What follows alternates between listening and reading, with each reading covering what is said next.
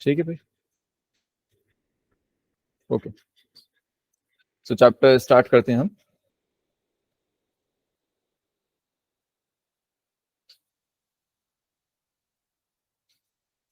ठीक। सो चैप्टर का नाम है डाइवर्सिटी इन लिविंग ऑर्गेनिजम्स। आपकी एनसीईआरटी क्लास 9th का चैप्टर है। ठीक है, और एंट्रेंस के लिहाज से अगर हम देखें तो बोर्ड्स के लिहाज से भी और एंट्रेंस के लिहाज से भी, दोनों ही चीज़ों से बहुत ही इंपॉर्टेंट चैप्टर है। और इसका एक मेजर पोर्शन एंट्रेंस में आता है। ठीक है, अब तो क्योंकि एंट्रेंस थोड़ा छोटा कर दिया गया है तो क्वेश्चंस भी कम हो गए हैं, बट अगर हम वैसे देखें परसेंटेज वाइज तो इसका एक मेजर पोर्शन आपका आ जाता है एंट्रेंस में। ठीक है, डाइवर्सिटी की अगर हम बात करें तो डाइवर्सिटी में जो मेन चीजें हैं जो हमें डिस्कस करनी है वो क्या रहने वाली हैं। एक तो है इस चैप्टर का इंट्रोडक्शन। ठीक, कि डाइवर्सिटी क्या होती है, ओके, और डाइवर्सिटी के पीछे क्या क्या चीजें हैं। ठीक है, डाइवर्सिटी किस तरीके से हम इसको पढ़ते हैं, किस तरीके से ऑर्गेनिजम्स के नाम रखे जाते हैं। ठीक है, क्या साइंटिफिक मेथड है नाम रखने का, और फिर किस तरीके से क्लासिफाई किया गया है ऑर्गेनिजम्स को कि हम उनको आइडेंटिफाई कर सकें। ठीक है, तो इन सब चीजों के बारे में हमें पढ़ना है। उसके बारे में जो मेजर क्लासिफिकेशंस हुए हैं, ठीक है, ऑर्गेनिजम्स के, उसके बारे में हमको पढ़ना है। तो हमको बेसिकली प्लांट्स के बारे में और एनिमल्स के बारे में, ठीक, जो इनके पूरे पूरे क्लासिफिकेशंस हैं इनके बारे में पढ़ना है। और इनसे पहले भी जितने छोटे मोटे ऑर्गेनिजम्स के क्लासिफिकेशंस हैं उनको भी पढ़ना है, बट उतने डेप्थ में उनको नहीं पढ़ना है, इनको ज्यादा डेप्थ में पढ़ना है। ठीक है, तो जैसे नाम है चैप्टर का डाइवर्सिटी इन लिविंग ऑर्गेनिजम्स। ठीक है, तो डाइवर्सिटी का क्या मतलब है, कौन बता सकता है डाइवर्सिटी का क्या मतलब है?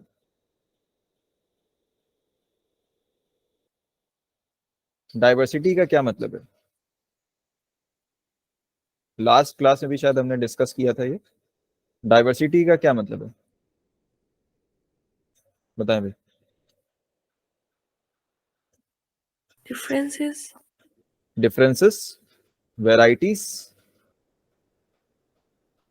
ठीक, सो डाइवर्सिटी का क्या मतलब है? वैरायटी। ठीक, डिफरेंसेस किसमें? लिविंग ऑर्गेनिजम्स में। ठीक, लिविंग ऑर्गेनिजम्स में। तो बेसिकली ये जो टर्म है डाइवर्सिटी, ये हम लिविंग और नॉन लिविंग दोनों ही हम कह सकते हैं ऑर्गेनिजम्स के लिए हम बात कर सकते हैं। ठीक है, लिविंग ऑर्गेनिजम्स और नॉन लिविंग जो कंपोनेंट्स हैं अर्थ पे, उन दोनों के लिए हम बात कर सकते हैं। ठीक है, तो डाइवर्सिटी जो टर्म है दोनों के लिए ही इस्तेमाल की जा सकती है, लिविंग के लिए भी और नॉन लिविंग के लिए भी। ठीक, यहाँ पे जो हम पढ़ने वाले हैं वो हम क्या पढ़ने वाले हैं? Diversity in living organisms. ठीक है, इसलिए चैप्टर का नाम भी इसी तरीके से रखा गया है, डाइवर्सिटी इन लिविंग ऑर्गेनिजम्स, क्योंकि ये जो टर्म है ये लिविंग और नॉन लिविंग दोनों के लिए ही यूज की जा सकती है। ठीक है, तो चैप्टर को स्टार्ट करते हैं। जैसे मैंने बताया था कि जो मेन चीजें हैं जो हमें चैप्टर में कवर अप करनी है वो क्या है। एक तो कुछ इंट्रोडक्टरी पोर्शन है इसका। ठीक है, इंट्रोडक्शन हमें इसका कवर अप करना है। ठीक है, कि डाइवर्सिटी क्या है, किस तरीके से की गई है, क्या क्या साइंटिफिक मेथड्स हैं, उसके बाद क्या क्या साइंटिस्ट इसके पीछे इन्वॉल्व है, उसके बाद टैक्सोनॉमी के बारे में पढ़ना है। ठीक है, टैक्सोनॉमी का एक हम कह सकते हैं एट्रीब्यूट है क्लासिफिकेशन, उसको पढ़ना है। और फिर इन डेप्थ किंगडम प्लांटे और किंगडम एनिमेलिया को हमें डिस्कस करना है। ठीक है, तो काफी स्टूडेंट्स हैं जो ऑलरेडी पढ़ रखे होंगे ये सब। ठीक है, और जिन्होंने नहीं पढ़ा है, ठीक है, तो वो बस देखते जाएं, और जहां पे ना समझ में आए तो वहां पे बता दें कि क्या नहीं समझ में आ रहा है। ठीक, तो ये मेन चीजें हैं जो हमें इस चैप्टर में कवर अप करनी है।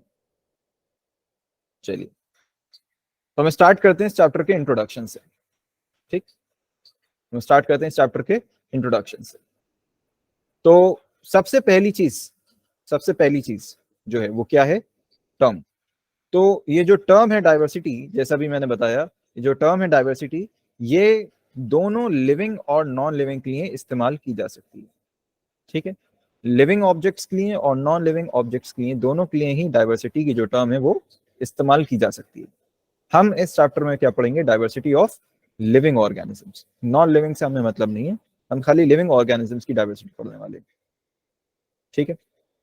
अच्छा, एक और खास बात क्या है कि जब हम लिविंग ऑर्गेनिजम्स की डाइवर्सिटी की बात करते हैं तो फिर इसी को हम क्या कहते हैं, इसी को हम क्या कहते हैं, बायोडाइवर्सिटी। इसी को हम क्या कहते हैं, बायोडाइवर्सिटी। ये टर्म पहले सुन रखी है, biodiversity. Yes Yes, sir. sir. ठीक है, सबने पढ़ रखा होगा पहले बायोडाइवर्सिटी।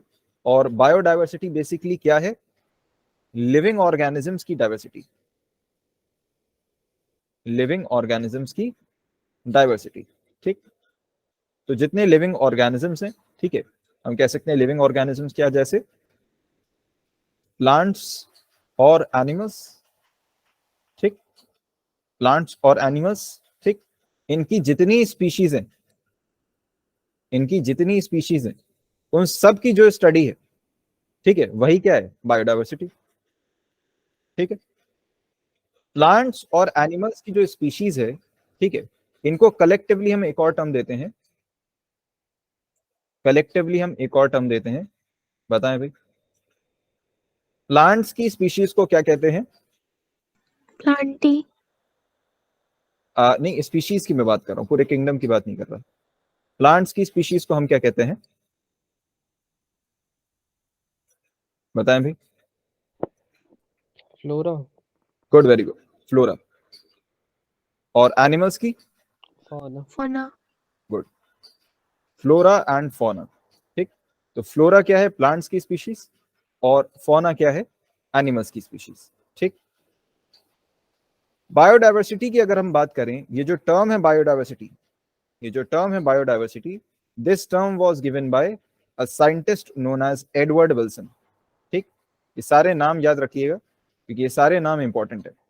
ठीक है, ये सारे नाम साइंटिस्ट के नाम, सभी नाम इंपॉर्टेंट है और ये सब इंटर रिलेटेड है। ठीक है, आप कभी हेरिडिटी इवोल्यूशन पढ़े, डाइवर्सिटी पढ़े, सेल पढ़े, और ठीक है, या आप टिश्यू पढ़ें, ठीक है, तो घूम फिर के ये सारे नाम जो है आगे आगे पीछे आ जाते हैं। ठीक है, तो ये सारे नाम याद रखिएगा। तो ये जो टर्म है बायोडाइवर्सिटी, ठीक है, इसका आपका आर एनवायरमेंट वाला जो एक चैप्टर है, ठीक है, तो वहां पे भी डिस्कशन होगा। तो जो टर्म है बायोडाइवर्सिटी, एक कौन सा साइंटिस्ट ने दी है, एडवर्ड विल्सन। ठीक, एडवर्ड विल्सन। अगर हम अर्थ की बात करें तो ये एक एस्टिमेटेड नंबर है, साइंटिस्ट ने दिया है कि पूरे अर्थ की जो बायोडाइवर्सिटी है, जो पूरे अर्थ की बायोडाइवर्सिटी है, it is approximately 1.7 to 1.8 million species, 1.7 to 1.8 million species. ठीक, एक एस्टिमेटेड वैल्यू है, ठीक, बायोडाइवर्सिटी ऑफ अर्थ। ठीक है, नाउ स्पीशीज की अगर हम बात करें तो स्पीशीज क्या होता है, कोई बताएगा? स्पीशीज क्या होता है, कोई बताएगा? Just like a group. एक ग्रुप, ठीक है, किस तरीके का ग्रुप हम स्पीशीज कह सकते हैं? बिल्कुल सेम टाइप के ऑर्गेनिजम्स का। ठीक है, सेम टाइप के ऑर्गेनिजम्स का। तो अगर मैं कह दूं कि एक ग्रुप है, ठीक है, एक डेयरी है, उसमें ग्रुप है जहां पे काऊ भी है, बफलो भी है, तो क्या वो सेम स्पीशीज हुई? No sir. नो फिर फिर किस तरीके के ऑर्गेनिजम्स को, और थोड़ा सा डिफरेंशिएट करिए और थोड़ा सा सोचिए, बताइए किस तरीके के ऑर्गेनिजम्स को हम कहेंगे these are of same species?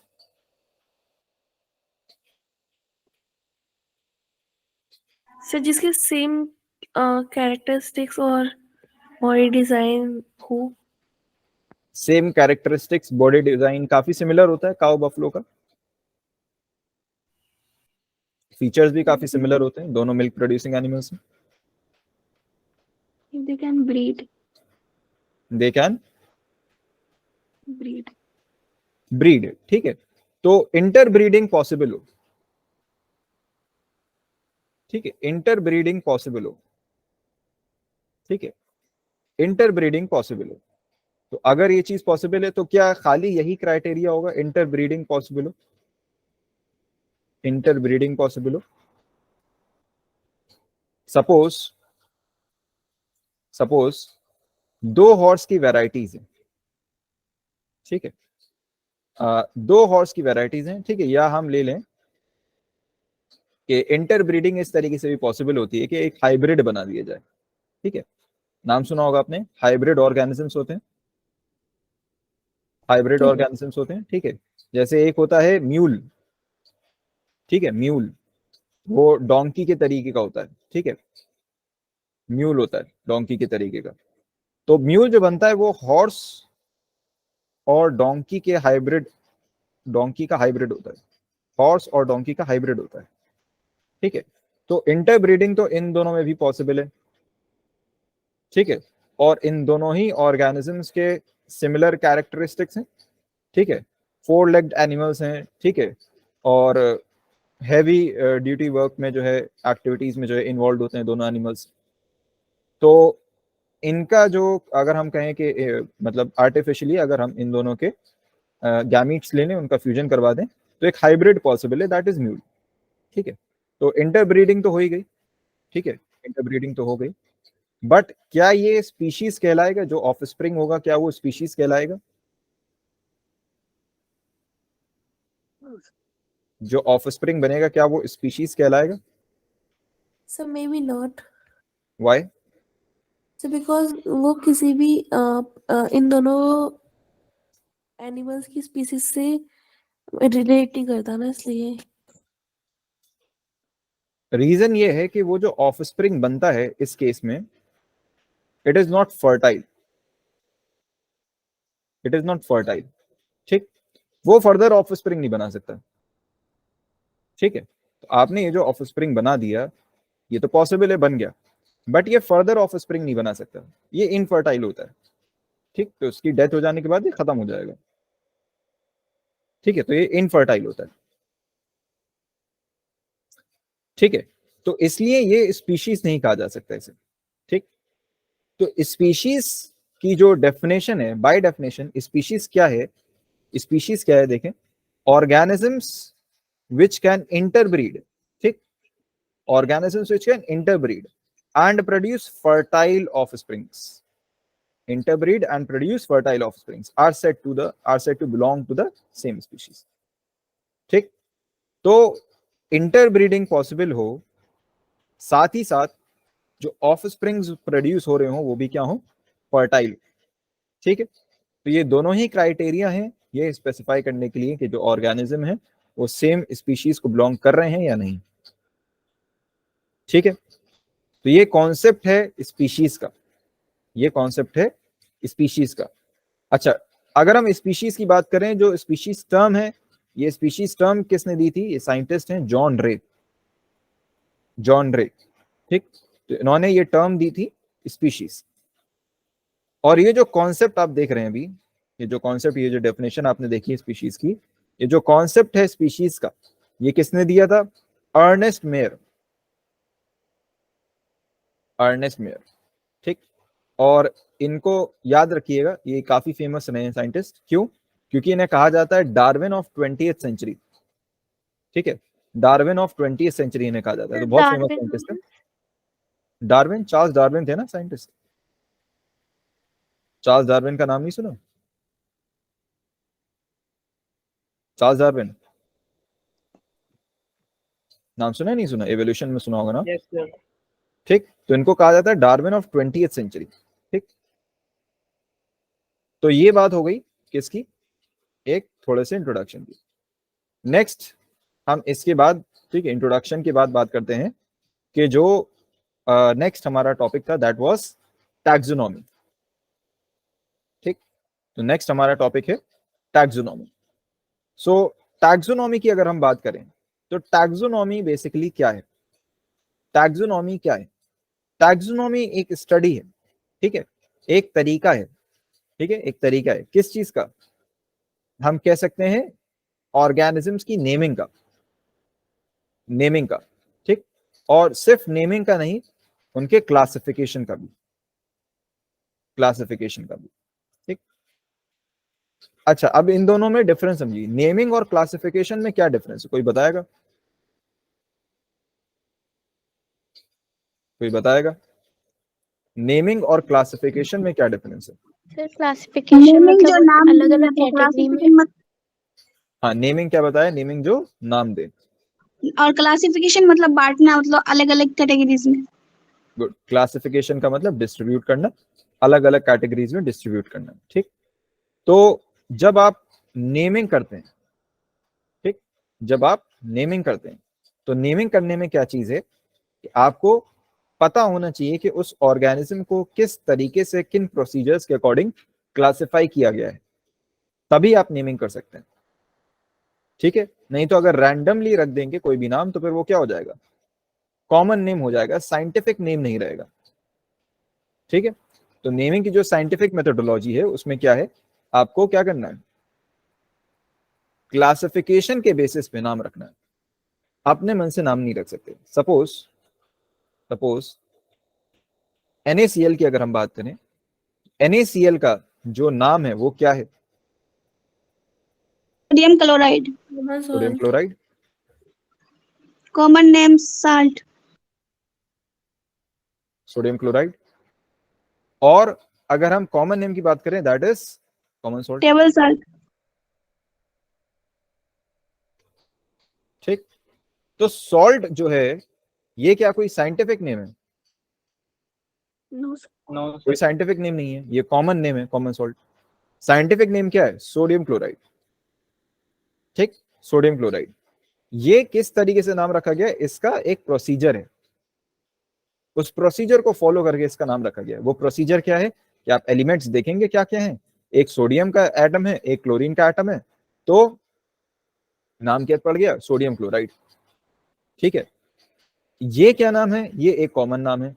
ठीक है, इसके पीछे कोई क्लासिफिकेशन नहीं, आप जैसे चाहे नाम रख दें। ठीक है, तो यहाँ पे वही चीज है, टैक्सोनॉमी जो है क्या है, it is the study of principles and procedures of classification. किस तरीके से क्लासिफाई किया जा रहा है, principles and procedures of classification. ठीक है, फादर ऑफ टैक्सोनॉमी की अगर हम बात करें, सो फादर ऑफ टैक्सोनॉमी कहा जाता है एक साइंटिस्ट को, that is Carolus Linnaeus. Carolus Linnaeus. ठीक, कैरोलस लिनियस को ही कई जगह शॉर्ट फॉर्म में लिखा होता है कार्ल लिनियस। Karl Linnaeus. ठीक, नाम पढ़ा है, साइंटिस्ट का नाम पढ़ा है। Yes sir. ठीक है, बहुत जगह इनका नाम पढ़ा होगा क्योंकि बहुत इंपॉर्टेंट साइंटिस्ट हैं। ठीक है, नाम याद रखिएगा इनका, बहुत इंपॉर्टेंट है कार्ल लिनियस, बहुत जगह पे इनका नाम रिपीट होगा। ठीक है, तो इन्होंने काफी कंट्रीब्यूशन किया है टैक्सोनॉमी के एरिया में। ठीक है, क्लासिफिकेशन में, डाइवर्सिटी में काफी कॉन्ट्रीब्यूशन है इनके। ठीक है, कार्ल लिनियस की। इतनी बात समझ में आ गई? Yes sir. ठीक है, अब हम टैक्सोनॉमी के अगर प्रोसीजर्स देखें, टैक्सोनॉमी के अगर हम प्रोसीजर्स की बात करें, ये जो प्रोसीजर्स हैं, ठीक, तो ये क्या है, ये 4 अलग अलग प्रोसीजर्स हैं। और वो प्रोसीजर्स क्या हैं? सबसे पहला प्रोसीजर है आइडेंटिफिकेशन। आइडेंटिफिकेशन। ठीक है, सेकंड प्रोसीजर क्या है, नॉमेनक्लेचर। नॉमेनक्लेचर। थर्ड क्या है, क्लासिफिकेशन। और फोर्थ क्या है, एफिनिटीज। ठीक है, अब ये चारों क्या चीजें हैं, एक एक करके समझिए। आइडेंटिफिकेशन की अगर हम बात करें तो सपोज आप कहीं किसी एरिया में गए हैं, किसी आइलैंड पे गए हैं, या कहीं किसी फॉरेस्ट में गए हैं, तो वहां पे आपको एक नया प्लांट दिखा। ठीक, एक नया प्लांट दिखा, एक नया प्लांट दिखा जिसके बारे में आपने पहले ना कभी सुना है, ना देखा है, ना पढ़ा है, वो एक नया प्लांट है। ठीक, और अब क्या करना है कि वो समझिए कि पूरी दुनिया में पहले आदमी आप है जिसने डिस्कवर किया है। अब आप उसको लेके गए अथॉरिटीज के पास, सोसाइटीज के पास। ठीक, आप सोसाइटीज के पास लेके गए। सोसाइटीज कौन सी सोसाइटीज? कौन सी सोसाइटीज की बात कर रहा हूं मैं? घरों की सोसाइटीज की बात नहीं कर रहा मैं। ठीक है, जो लैब। साइंटिफिक, हाँ, लैब की बात नहीं कर रहा मैं, जो साइंटिफिक सोसाइटीज होती हैं उनकी बात कर रहा हूँ। साइंटिफिक सोसाइटीज जो होती हैं उनकी बात कर रहा हूँ। तो आप साइंटिफिक सोसाइटीज के पास गए, आपने कहा कि मैंने ये एक नई डिस्कवरी की। अब इनका क्या काम है, इनका क्या काम है, इस नए प्लांट का नाम रखना, इसकी नेमिंग करना। ठीक, नेमिंग करना। नेमिंग किस तरीके से होगी, नेमिंग करने के लिए आपको पहले क्या करना होगा? आइडेंटिफिकेशन। आइडेंटिफिकेशन, ठीक है। और आइडेंटिफिकेशन किस बेसिस पे होगा? क्लासिफिकेशन।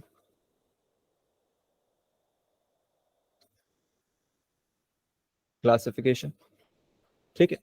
और क्लासिफिकेशन के बाद क्या किया जाएगा? एफिनिटीज। एफिनिटीज कायम की जाएंगी।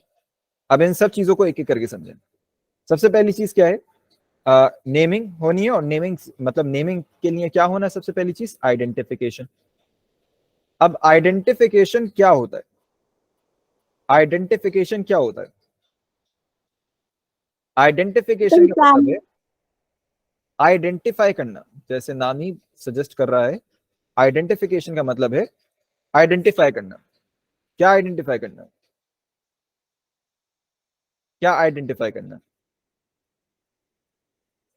वो किसका ऑफस्प्रिंग है? उस प्लांट इस के किस्म का प्लांट है, इस स्पीशीज से बिलोंग करता उसके फीचर्स, ठीक है।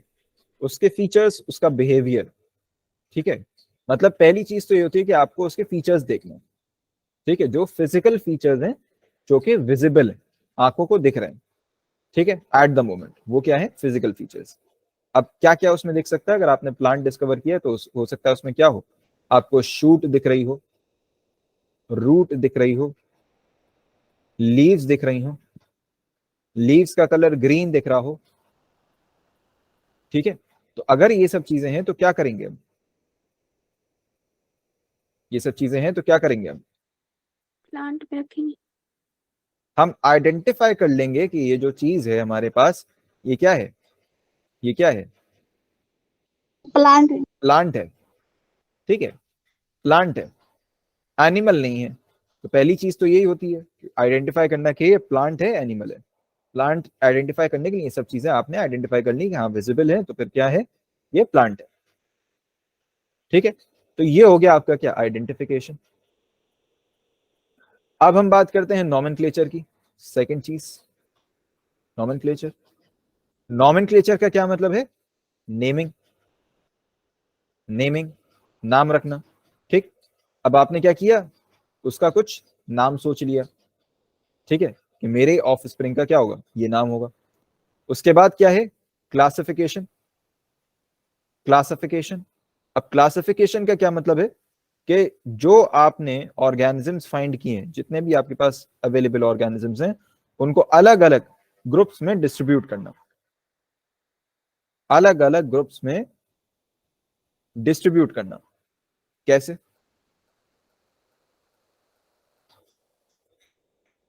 कैसे अलग अलग ग्रुप्स में कैसे डिस्ट्रीब्यूट कर सकते हैं क्लासिफिकेशन के बेसिस पे?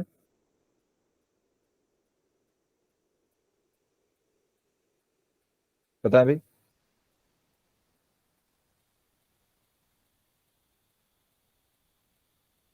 एक प्लांट को या कोई सब प्लांट? एक प्लांट चली बता दी। प्लांट को जैसे उसका रूट अलग हो गया, हेयर एक हो गया, उसके बाद उसका स्टीम अलग हुआ, हम्म तो यह क्लासिफिकेशन हुआ अलग अलग उसका। हम्म। तो क्लासिफिकेशन हम अलग अलग चीजों के बेसिस पे कर सकते हैं, ठीक है। जैसे हम कह सकते हैं कि वो उसमें फोटोसिंथेसिस हो रहा है, नहीं हो रहा? फोटोसिंथेसिस हो रहा है, नहीं हो रहा? तो ये एक क्राइटेरिया होता है जजमेंट का, ठीक है। तो हम कह सकते हैं जिनका फोटोसिंथेसिस हो रहा है उनको एक तरफ पुट कर दो, जिनका नहीं हो रहा उनको एक तरफ पुट कर दो, ठीक। और भी बहुत सारे फैक्टर्स होते हैं कि जो हमारा प्लांट है वो क्या है? यूनिसेल्युलर है या मल्टीसेल्युलर है?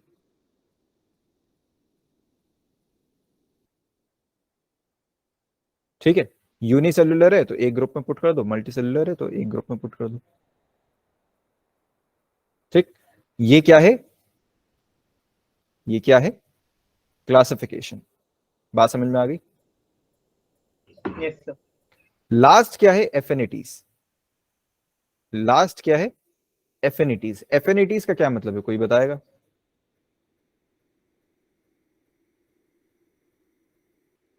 एफिनिटीज का क्या मतलब है, कोई बताएगा? कैपेबिलिटी या एबिलिटी। एफिनिटीज का यहाँ पे मतलब होता है एक रिलेशन फाइंड करना। रिलेशन फाइंड करना किसका? किसका?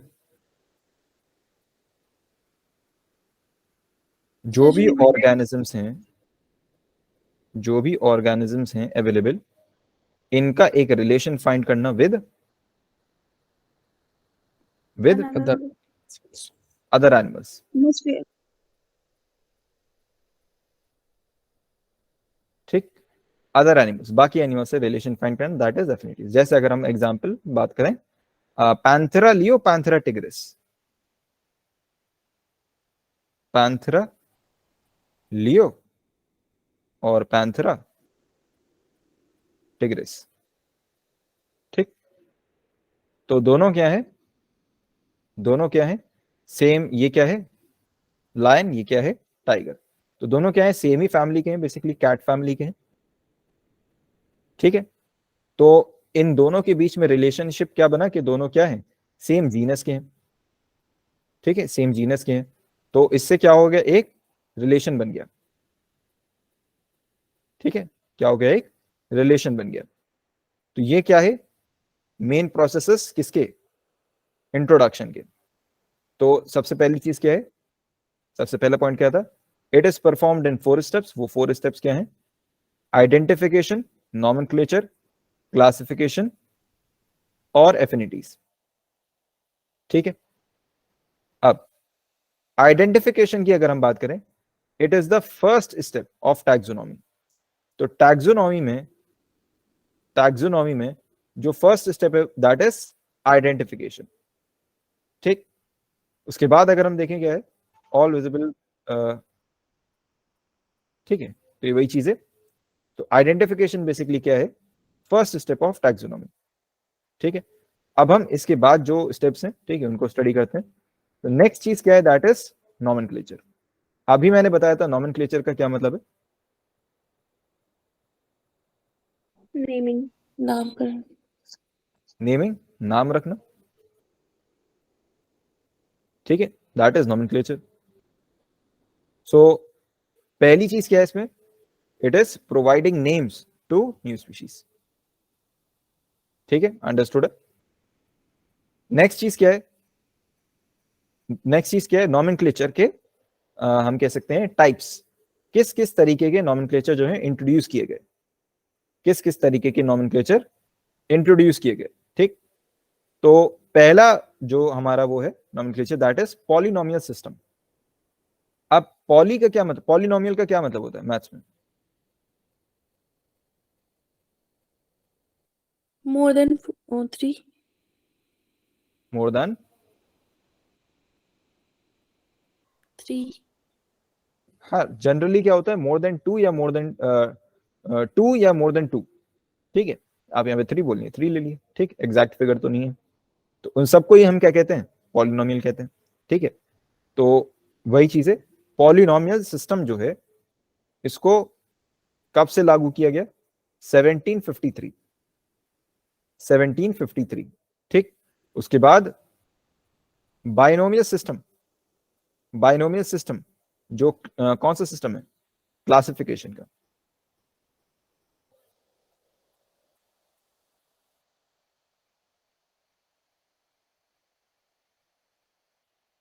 ठीक है, क्लासिफिकेशन। तो ये जो चीज है किसने दी है? फर्स्ट इंट्रोड्यूस किसने किया था? गास्पार्ड बोहेन ने। ठीक, अच्छा, पॉलिनोमियल और बाइनोमियल सिस्टम में एक चीज ये समझें। पॉलिनोमियल और बाइनोमियल में एक चीज ये समझें। पॉलिनोमियल आपने मैथ्स में भी पढ़ रखा होगा। पॉलिनोमियल का क्या मतलब होता है? 2 और मोर देन 2। ठीक है, या 3 हम कह सकते हैं। यहाँ पे बेसिकली क्या है कि इसके नेमिंग सिस्टम है, इसके क्लासिफिकेशन में या नोमेनक्लेचर में हम कह सकते हैं इस तरीके से 3, 4, 5 नाम होते थे। ठीक, एक ही ऑर्गेनिज्म के 3, 4, 5 नाम होते थे। बट जो नया सिस्टम इंट्रोड्यूस किया गया है वो है बाइनोमियल सिस्टम, जिसमें खाली 2 नाम होते हैं। ठीक है, और ये 2 नाम क्या होते हैं? जीनस और स्पीशीज। ठीक, अब ये बताएं कि पॉलिनोमियल सिस्टम में तो 5-6 नाम थे, तो इसमें ऐसा क्या आया कि इसको रिजेक्ट कर दिया गया?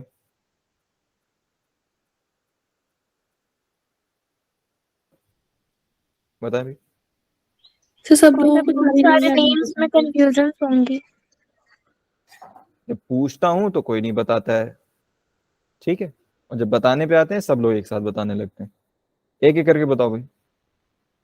सर ताकि आसानी हो। ठीक है, नेक्स्ट। सर मेरा भी सेम ही था। सेम ही था, ठीक है। और कोई? सर उसमें पहले बता दीजिए, जैसे स्पेसीज और जीन बता दिए इसमें, तो उसमें क्या क्या था ये हमको नहीं पता है।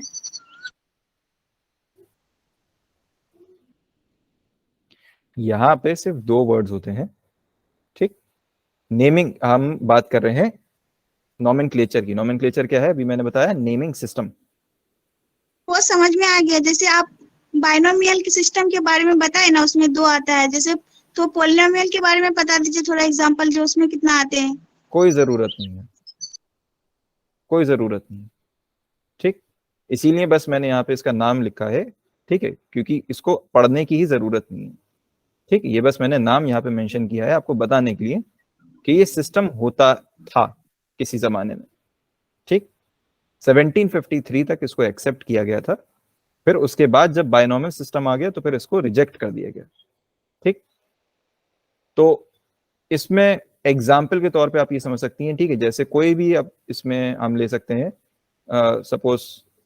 सपोज कोई एक प्लांट आपने डिस्कवर किया किसी हिल साइड पे, ठीक है, कोई आपने प्लांट डिस्कवर कर लिया किसी हिल साइड पे, ठीक है, तो उसका जो नाम पड़ता था वो उसके कॉमन नेम्स के बेसिस पे पड़ जाता था, ठीक।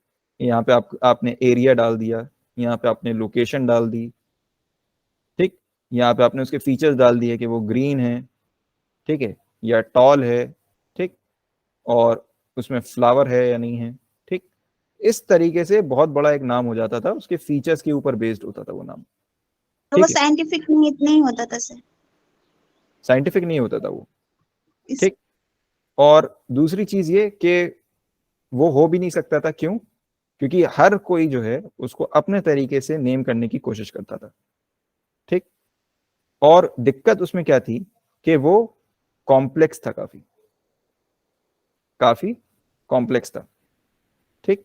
काफी कॉम्प्लेक्स नेमिंग सिस्टम होता था वो। और दिक्कत एक और क्या थी, कॉम्प्लेक्स होने के साथ साथ, कॉम्प्लेक्स होने के साथ साथ स्टैंडर्डाइज नहीं था वो, ठीक। वो नेमिंग सिस्टम स्टैंडर्डाइज नहीं था, ठीक। सपोज यूके में कोई इंसान है, ठीक है, तो वो कुछ डिस्कवर कर रहा है तो वो अलग तरीके से उसको नेम करता था। कहीं और किसी और लोकेशन में कोई इंडिविजुअल है तो वो उसको अपने तरीके से नेम करता था, ठीक। तो किसी ने लोकेशन आगे कर दी, कलर पीछे कर दिया, ठीक। तो ये मैंने बस एक तरीका बता दिया, नहीं तो ऐसा कुछ स्पेसिफिक नहीं था कि पहले वर्ड में एरिया आना है, दूसरे वर्ड में लोकेशन आना है, तीसरे वर्ड में कलर आना है, ऐसा कुछ स्पेसिफिक नहीं था, कुछ भी कहीं पे भी करके उसको नेम कर देते थे, तो स्टैंडर्ड नहीं हुआ वो, ठीक। नेक्स्ट क्या है, ये एक्सेप्टेड होता था 1753 से पहले पहले, उसके बाद आ गया बाइनोमियल नोमेनक्लेचर, तो फिर उसको रिजेक्ट कर दिया गया। अब बाइनोमियल मतलब बाई मींस टू, तो इसमें सिर्फ 2 वर्ड होते हैं, ठीक। इसमें सिर्फ दो वर्ड होते हैं, जैसे फर्स्ट वर्ड हमारा क्या है, genus, genus second word species, ठीक। सो जीनस और स्पीशीज है। नाउ इसमें इसको यूज करने के, ठीक है, कुछ रूल्स हैं, ठीक है। अच्छा, रूल्स पे हम बाद में आते हैं, पहले एक और चीज इंपॉर्टेंट क्या है, बाइनोमियल सिस्टम दिया किसने था, फर्स्ट इंट्रोड्यूस किसने किया था, गास्पर्ड बोहेन ने। बट ये सिस्टम जो है प्लांट्स के लिए था, और इसमें सारे प्लांट्स और एनिमल्स भी इंक्लूडेड नहीं थे, ठीक। तो ये इनकरेक्ट सिस्टम था, करेक्टेड नहीं था, इसको करेक्ट किया बाद में, करेक्ट किया इसको बाद में किसने, कार्ल लिनियस ने, ठीक। इसको करेक्ट करके किसने पेश किया, किसने प्रेजेंट किया, कार्ल लिनियस ने, ठीक है। तो अगर आपके पास इस तरीके का क्वेश्चन अगर आ जाता है कि बाइनोमियल नोमेनक्लेचर सिस्टम किसने दिया, ठीक है, और सिर्फ यही क्वेश्चन है, ठीक है, ये नहीं उसमें गिवन है कि फर्स्ट इंट्रोड्यूस किसने किया, सिर्फ ये लिखा हुआ है कि किसने दिया, हु गेव बाइनोमियल सिस्टम, ठीक है।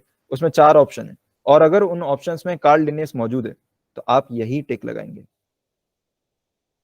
ठीक है। अगर दोनों मौजूद हो तो नहीं होंगे, ऐसा क्वेश्चन ही नहीं बनेगा, ठीक है, और अगर बना तो उसमें क्वेश्चन में स्पेसिफिकली लिखा होगा फर्स्ट इंट्रोड्यूस्ड, ठीक, क्योंकि पहले इंट्रोड्यूस किसने किया है, गास्पार्ड बोहेन ने किया है, ठीक है, क्योंकि उस पर चैलेंज हो जाएगा उस क्वेश्चन पे अगर इस तरीके का बना। तो फर्स्ट इंट्रोड्यूस किसने किया है, गास्पार्ड बोहेन ने किया है, ठीक, बट उसको करेक्ट करके किसने पेश किया, कार्ल लिनेस, ठीक, करेक्टेड फॉर्म में नहीं था जब गास्पार्ड बोहेन ने दिया था, तो करेक्ट करके किसने दिया, कार्ल लिनेस ने, ठीक। अब इसके कुछ रूल्स हैं, ठीक, ये रूल्स आप लोगों ने पहले भी पढ़े होंगे, कुछ साइंटिफिक रूल्स हैं, ठीक है, आपने पढ़े होंगे साइंटिफिक रूल्स, किस तरीके से हम साइंटिफिक नेम को प्रेजेंट करते हैं, किस तरीके से हम लिखते हैं वो रूल्स, तो वो रूल्स, ठीक है, आपने बस इस तरीके से पढ़ा होगा कि बायोलॉजी के नेम्स को, ठीक है, बायोलॉजिकल जो नेम्स होते हैं स्पीशीज के, उनको किस तरीके से लिखा जाता है, बट वो जो बेसिकली चीजें हैं, ठीक है, वो क्या है, बायनॉमियल नोमेनक्लेचर है वो, ठीक है। तो पहला रूल क्या है, पहला रूल तो यही है, जैसे अभी आपने देखा कि 2 वर्ड्स होने चाहिए साइंटिफिक नेम में, क्या, एक जीनस और एक स्पीशीज, तो ये 2 वर्ड्स होने चाहिए, जीनस और स्पीशीज। सेकंड रूल क्या है कि जीनस का जो फर्स्ट लेटर है, ठीक है, जीनस का जो फर्स्ट लेटर है ये क्या होना चाहिए, कैपिटल, और स्पीशीज का जो फर्स्ट लेटर है ये क्या होना चाहिए, स्मॉल, ठीक, तो ये कैपिटल होना चाहिए जी, और स्पीशीज का पहला लेटर स्मॉल होना चाहिए, ठीक है। उसके बाद नेक्स्ट रूल क्या है, both words should be underline, ठीक है, तो यहां पे जब भी आप कोई वर्ड लिखें तो उसको अंडरलाइन करना पड़ेगा, जैसे अगर मैंने लिख दिया, मैंने लिखा पैंथेरा लियो, ठीक, ये लियो LEO है या शायद IO है, ठीक है, इसको चेक कर लिया, LEO है मेरे ख्याल से, ठीक, पैंथेरा लियो, ठीक, तो पैंथेरा लियो, पैंथेरा और लियो ये क्या है, 2 वर्ड्स हैं, 2 सेपरेट वर्ड हो गए, पहला रूल हो गया। सेकंड रूल, फर्स्ट लेटर, ठीक है, फर्स्ट अल्फाबेट किसका, जीनस का, कैपिटल होना चाहिए, ये हो गया, और स्पीशीज का फर्स्ट लेटर स्मॉल होना चाहिए, ये भी हो गया। नेक्स्ट, दोनों ही क्या होने चाहिए, अंडरलाइन होने चाहिए, ये दोनों अंडरलाइन हो गए, ठीक। लास्ट रूल क्या है, name should be in Latin और ग्रीक, तो लैंग्वेज जो एक्सेप्टेड है साइंटिफिक नेमिंग के लिए दैट इज लैटिन और ग्रीक। कोई रीजन बताएगा ऐसा क्यों है, क्योंकि ज्यादातर कंट्रीज में इंग्लिश बोली जाती है, तो इंग्लिश एक्सेप्टेबल क्यों नहीं है, इंग्लिश एक्सेप्टेबल क्यों नहीं है, कोई बताएगा, कि ज्यादातर डिस्कवरी लैटिन में की गई है। और कुछ, और कुछ,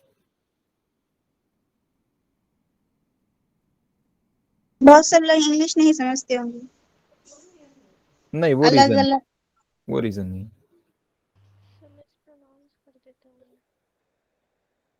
सॉरी, समझना और ग्रीक समझना काफी नहीं होता है, मतलब हाँ ये कोई स्टूडेंट है, ठीक है, उनकी आवाज बहुत आहिस्ता आती है, ठीक है, अभी कुछ बोला था समझ नहीं पाया मैं, सर मिस प्रोनाउंस कर देते हैं।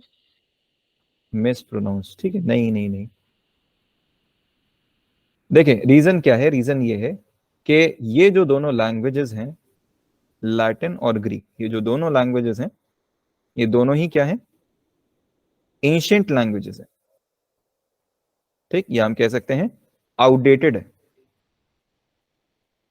आउटडेटेड है, ठीक, तो अब कोई इनको यूज नहीं करता है, इन लैंग्वेजेस को कोई यूज नहीं करता है, ठीक है, इन लैंग्वेजेस को कोई यूज नहीं करता है नॉर्मल कन्वर्सेशन में, इसीलिए इनको एक्सेप्ट किया जाता है, ठीक है।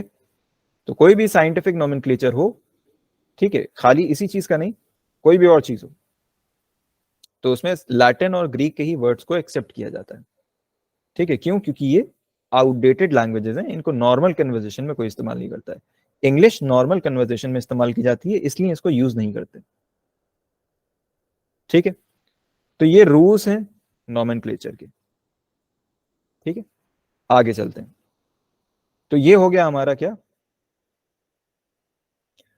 सेकंड स्टेप, पहला स्टेप हमने क्या पढ़ा था, आइडेंटिफिकेशन, आइडेंटिफिकेशन, सेकंड स्टेप हमने क्या पढ़ा, नोमेनक्लेचर, ठीक। इसके बारे में कुछ और बातें हैं, देखिए एक चीज है that is known as ICBN, ICBN, ICBN stands for international code for botanical nomenclature, ठीक है, international code for botanical nomenclature. तो आईसीबीएन क्या है, कोई बताएगा? आईसीबीएन क्या है, कोई बताएगा? के बारे में हम बहुत समझते हैं। क्या है, कोई इंस्टीट्यूट है, कंपनी है, क्या है?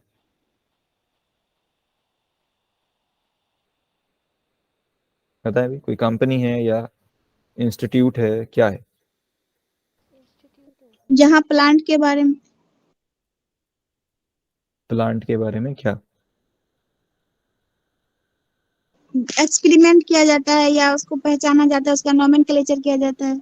लेबोरेटरी है, यस सर, इंस्टीट्यूट कह सकते हैं, यस सर, कह सकते हैं। इंस्टीट्यूट, ठीक। और कुछ? और कोई? और कोई?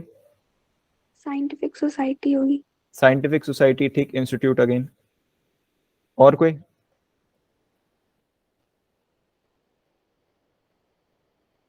ठीक है। तो ना तो ये कोई कंपनी है और ना ही ये कोई इंस्टीट्यूट है, ठीक है। ये एक बुक है, ये एक बुक है, ठीक। और ये कैसी बुक है? ये एक ऐसी बुक है जिसमें दुनिया भर के सारे प्लांट्स का नोमेनक्लेचर किया गया है, ठीक है। दुनिया भर में जितने प्लांट्स अवेलेबल हैं उन सब की डिटेल्स जो है इस बुक में मौजूद है, ठीक है। Details in the sense nomenclature उनका मौजूद है, ठीक है। उनका साइंटिफिक नेमिंग जो है इस बुक में मौजूद है। और इसको हर 5-6 साल पे या कुछ टाइम पीरियड होता है उसको, उसके बाद जो है उसको अपडेट किया जाता है उस बुक को, ठीक है।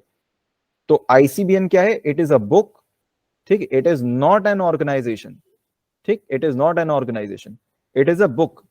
और इसको सबसे पहले पब्लिश कब किया गया था? It was first published in 1961, ठीक। 1961 में इसको सबसे पहली बार पब्लिश किया गया था, ठीक है। इसी तरीके से कुछ और ऑर्गेनाइजेशंस हैं, ठीक, जहां पे बाकी चीजों का जो है नोमेनक्लेचर किया जाता है। First is ICZN. ICZN stands for international code for zoological, ठीक है, zoological nomenclature. ICVN, ICVN stands for International Code of Viral Nomenclature. तो ये सब बुक है।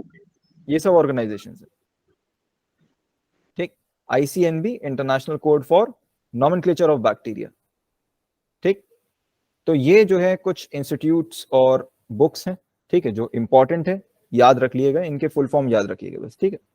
और ज्यादा डेप्थ में याद रखने की जरूरत नहीं, बस इनके फुल फॉर्म्स याद रख लिएगा, ठीक। क्योंकि इसके फुल और आईसीबीएन जो है ज्यादा इंपॉर्टेंट है, इसका फुल फॉर्म जो है इसी से रिलेटेड क्वेश्चन आ जाता है, ठीक।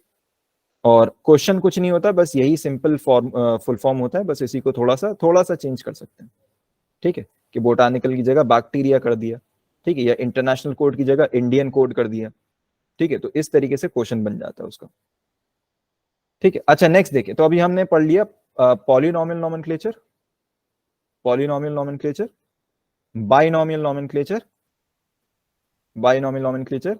अब एक और नोमेनक्लेचर है, दैट इज ट्राइनोमियल नोमेनक्लेचर, ठीक। Trinomial nomenclature. तो इनमें से कौन सा नोमेनक्लेचर एग्जिस्टेंस में है? इनमें से बाइनोमियल भी है, ट्राइनोमियल भी है, ठीक है। पॉलिनोमियल रिजेक्ट हो चुका है, ठीक है। तो ट्राइनोमियल नोमेनक्लेचर में क्या होता है कि जैसे आपने पढ़ा था वहां पे, बाइनोमियल में क्या होता है? जीनस और स्पीशीज।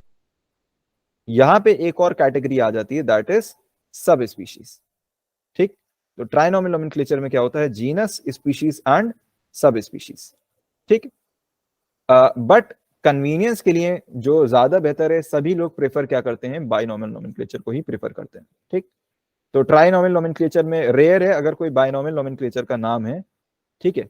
अगर कोई बाइनोमियल नोमेनक्लेचर का नाम है तो फिर रेयर है कि उसको ट्राइनोमियल नोमेनक्लेचर में कन्वर्ट किया जाए, ऐसा नहीं होता, ठीक है। बहुत रेयर है कभी किया जाए।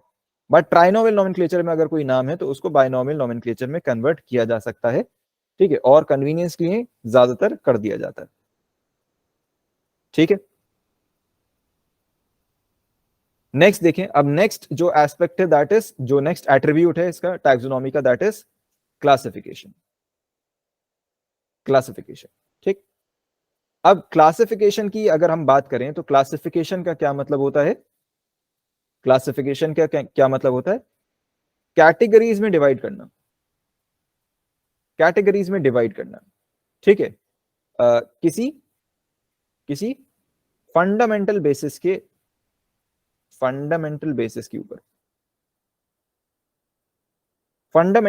के ऊपर डिवीजन क्रिएट करना, ठीक है, कैटेगरीज क्रिएट करना, ठीक, यही क्या है, क्लासिफिकेशन। ठीक, तो क्लासिफिकेशन जब किया गया, नॉमेनक्लेचर तो आपको समझ में आ गया सबको कि नाम रखने का काम जो है बस उसी को हम क्या कहते हैं, नॉमेनक्लेचर। बट नॉमेनक्लेचर भी एक क्लासिफिकेशन के ही बेसिस पे किया जा सकता है, बिना क्लासिफिकेशन के नॉमेनक्लेचर नहीं किया जा सकता। ठीक है, तो आपको एक बेसिस चाहिए कि किस बेसिस के अकॉर्डिंग इसको डिवाइड किया गया, और अब ये जो प्लांट या एनिमल है ये कहाँ से होता हुआ, किस डिवीजन से, किस तरीके से होता हुआ यहाँ तक पहुंचा है, तो फिर उसका नाम रखा जा सकता है। ठीक है, तो वही चीज है यहाँ पे। तो पहला जो क्लासिफिकेशन किया गया, इट वाज प्रैक्टिकल क्लासिफिकेशन। और ये प्रैक्टिकल क्लासिफिकेशन क्या है, ये वो क्लासिफिकेशन है जो प्रैक्टिकल यूजेस के बेसिस पे हुआ था, प्रैक्टिकल यूजेस के बेसिस पे क्लासिफिकेशन हुआ था, इसी को हम क्या कहते हैं, प्रैक्टिकल क्लासिफिकेशन। ठीक, तो it is based on economic importance. ठीक है, इकोनॉमिक इंपॉर्टेंस। तो बेसिकली इस क्लासिफिकेशन में क्या किया गया था, जो प्रैक्टिकल यूजेस हैं, प्रैक्टिकल यूजेस मतलब जो इंडस्ट्रियल यूजेस हैं, जो इंडस्ट्रियल यूजेस हैं, ठीक है, जिनसे क्या होगा, जिनसे क्या होगा बताए भाई, जिनसे क्या होगा, इकोनॉमी क्रिएट होगी, इकोनॉमी क्रिएट होगी। ठीक है, तो इसीलिए इकोनॉमिक इंपॉर्टेंस के ऊपर, इकोनॉमिक इंपॉर्टेंस के बेसिस पे ये क्लासिफिकेशन किया गया। और इकोनॉमिक इंपॉर्टेंस की अगर हम बात करें तो इसमें अलग अलग ग्रुप्स, अलग अलग कैटेगरीज बनाई गई थी। ठीक है, जैसे एग्जांपल, फॉर एग्जांपल एक कैटेगरी थी ऑयल यील्डिंग प्लांट्स। अब ऑयल यील्डिंग प्लांट्स में जितने प्लांट्स हैं जो ऑयल यील्ड करते हैं उन सबको इसमें इंक्लूड कर लिया गया। ठीक है, so this was oil yielding plants. अब ऑयल यील्डिंग प्लांट्स में क्या क्या आ जाता है, कोकोनट हो गया, वॉलनट हो गया, सोयाबीन हो गया, एक्सेट्रा एक्सेट्रा। ठीक है, next was artificial classification. Artificial classification, ये क्लासिफिकेशन किस तरीके का था, ये क्लासिफिकेशन इस तरीके का था जिसमें क्या था, जिसमें क्या था, कुछ मॉर्फोलॉजिकल कैरेक्टरिस्टिक्स को स्टडी किया जाता था। ठीक है, कुछ मॉर्फोलॉजिकल कैरेक्टरिस्टिक्स को स्टडी किया जाता था। This was artificial selection, artificial classification. ठीक, नेक्स्ट क्या है, नेचुरल सिस्टम ऑफ क्लासिफिकेशन। अब नेचुरल सिस्टम क्या है, ये प्योरली आपके मॉर्फोलॉजिकल कैरेक्टरिस्टिक्स पे बेस्ड था। ठीक, so it considers complete morphological characteristics. Sir morphological क्या होता है? मॉर्फोलॉजिकल क्या होता है? मॉर्फोलॉजिकल क्या होता है, मॉर्फोलॉजिकल देखिए दो टर्म्स हैं। मॉर्फोलॉजिकल, मॉर्फोलॉजिकल का मतलब होता है जो आपका आउटर, जो आपके आउटर फीचर्स हैं, ठीक है, या आउटर कैरेक्टरिस्टिक्स हैं। ठीक है, फॉर एग्जांपल अगर हम ह्यूमन की बात करें, ठीक है, आपकी बात करें तो आपके पास क्या है, दो हैंड है, दो लेग हैं, ठीक है, एक हेड है, ठीक है, दो आईज हैं, ठीक है, एक नोज है, ठीक है, लिप्स हैं, तो ये क्या है, दो ईयर है। ठीक, तो ये क्या है, आपके फिजिकल फीचर्स हैं, आउटर कैरेक्टरिस्टिक्स हैं, आउटर कैरेक्टरिस्टिक्स हैं। ठीक, तो यही क्या होते हैं, मॉर्फोलॉजिकल, मॉर्फोलॉजिकल कैरेक्टरिस्टिक्स। एक क्या होता है, एनाटॉमी। ठीक, तो ये क्या था, मॉर्फोलॉजी। एक क्या होता है, एनाटॉमी। एनाटॉमी क्या होता है, एनाटॉमी क्या होता है, आपके इनसाइड कैरेक्टरिस्टिक्स। जी। ठीक है, इनसाइड कैरेक्टरिस्टिक्स या इनसाइड कैरेक्टरिस्टिक्स की हम कहें इनसाइड कॉम्पोजिशन, कॉम्पोजिशन। ठीक है, आपके बॉडी में टिश्यूज का और ऑर्गन्स का किस तरीके से कॉम्पोजिशन है, किस तरीके से उनको बनाया गया है, ठीक है, जो स्ट्रक्चर है उनका। ठीक है, अगर आप उसका क्रॉस सेक्शन काटें तो जो उनका स्ट्रक्चर है उसकी, उनकी वॉल्स का, तो वो क्या है, वो क्या है, एनाटॉमी। ठीक, तो नेक्स्ट क्या था यहाँ पे, नेचुरल सिस्टम ऑफ क्लासिफिकेशन। इसमें क्या था, ये वो क्लासिफिकेशन था जो कंप्लीट मॉर्फोलॉजिकल कैरेक्टरिस्टिक्स को स्टडी कर रहा था। So this was natural system of classification. ठीक है, अच्छा, यहीं पे एक और नई टर्म का यूज होना शुरू हुआ था, that is known as phylogeny. कोई बता सकता है ये फाइलोजेनी क्या है? फाइलोजेनी, फाइलोजेनी बताएं भाई क्या होता है फाइलोजेनी? नहीं पता, ठीक। तो फाइलोजेनी बेसिकली क्या है? फाइलोजेनी एक हम कह सकते हैं सीक्वेंस है, सीक्वेंस है किस चीज का? किस चीज का? इवोल्यूशन का, ठीक। किस चीज का सीक्वेंस है? इवोल्यूशन का सीक्वेंस है, ठीक। कि इनिशियली क्या था? इनिशियली क्या था? हम कह सकते हैं थैलोफाइट्स थे, ब्रायोफाइट्स थे, ठीक है। फिर वो फर्दर डेवलप होते गए तो क्या बनता गया? एंड में जिम्नोस्पर्म बन गया, एंजियोस्पर्म बन गया, ठीक। तो ये क्या है? सीक्वेंस है इवोल्यूशन का, कि किस तरीके से ऑर्गेनिज्म इवॉल्व हुआ है। पहले लोअर ऑर्गेनिज्म था, फिर मल्टीसेलुलर बना, फिर हायर ऑर्गेनिज्म बन गया, ठीक है। तो ये क्या है? फाइलोजेनी कहलाता है ये, ठीक। तो जो टर्म है फाइलोजेनी, ये जो टर्म है फाइलोजेनी, ये किसने दी थी? लेमार्क, एक साइंटिस्ट थे लेमार्क, ठीक। तो नेक्स्ट अगर हम बात करें फाइलोजेनी की, तो जो इसका एक्सप्लेनेशन है फाइलोजेनी का, ये किसने दिया था? चार्ल्स डार्विन ने, ठीक। तो ये डार्विन की एक थ्योरी थी फाइलोजेनी, ठीक। किसने दी थी? चार्ल्स डार्विन ने, ठीक। फाइलोजेनी क्या है? जैसा भी मैंने बताया, सीक्वेंस ऑफ इवोल्यूशन। इवोल्यूशन किस तरीके से अपने आप को सीक्वेंस करके शो कर रहा है, that is known as sequence of evolution, phylogeny, ठीक। नाउ नेक्स्ट क्या था? Number classification. अलग अलग हमने क्लासिफिकेशन देख लिया, अब ये लास्ट है क्या? नंबर क्लास, न्यूमेरिकल क्लासिफिकेशन, ठीक। न्यूमेरिकल क्लासिफिकेशन का क्या मतलब है? ये वो क्लासिफिकेशन है जिसमें नंबर्स के बेसिस पे क्लासिफिकेशन किया जाता है। किस तरीके से? देखें भाई, होता क्या है कि हर कैरेक्टर या ट्रेट, ठीक है, एक नंबर को असाइन कर दिया जाता है, ठीक। एक नंबर को असाइन कर दिया जाता है। अब ये जो नंबर्स हैं, ठीक, ये जो नंबर्स हैं, इनको कंप्यूटर में फीड किया जाता है, ठीक। कंप्यूटर में फीड किया जाता है। तो क्या है कि अगर कोई भी प्लांट है या एनिमल है, ठीक है, जिसकी मैक्सिमम सिमिलैरिटी ऑब्टेन हो रही है, जो कोड्स रखे गए हैं उनके साथ जो मैक्सिमम सिमिलैरिटी ऑब्टेन हो रही है, ठीक है, ठीक है। तो मैक्सिमम सिमिलैरिटी अगर ऑब्टेन हो रही है तो उनको हम क्या कर सकते हैं? उनको क्या कर सकते हैं? हम सेम ग्रुप में क्लासिफाई कर सकते हैं। तो ये क्या है? ये न्यूमेरिकल क्लासिफिकेशन है जिसमें कंप्यूटर्स की हेल्प ली जाती है, ठीक है। कंप्यूटर्स की हेल्प ली जाती है और सेम ग्रुप में क्लासिफाई कर दिया जाता है, ठीक। तो ये कुछ क्लासिफिकेशंस हैं, ठीक है। अब हम जरा बात करते हैं कि क्लासिफिकेशन का टाइमलाइन क्या रहा है, टाइमलाइन क्या रहा है, किस तरीके से क्लासिफिकेशंस किए गए हैं, ठीक। सो नेक्स्ट टॉपिक हमारा क्या है? History of classification, history of classification, ठीक। तो क्लासिफिकेशन की हिस्ट्री अगर हम देखें, सबको समझ में आ रहा है, नहीं आ रहा भाई? यहां तो कोई डाउट? No sir. ठीक है, सब सही चल रहा है? Yes sir. ठीक है, कुछ बोरिंग तो नहीं लग रहा है अभी तक? No sir. ठीक ठीक। देखो भाई, अब हिस्ट्री ऑफ क्लासिफिकेशन हम देखते हैं। तो हिस्ट्री क्या है क्लासिफिकेशन की? तो सबसे पहले अगर हम सबसे पहले क्लासिफिकेशन देखें तो अर्ली डेट्स में अगर हम चले आए तो सबसे पहले क्लासिफिकेशन की जो हिस्ट्री मिलती है that is from a scientist known as Aristotle. Aristotle, नाम सुना है अरिस्टोटल का? Yes sir. ठीक, सुना ही होगा, जाहिर सी बात है। क्यों? क्योंकि अरिस्टोटल को ही क्या कहा जाता है? Father of biology, father of biology.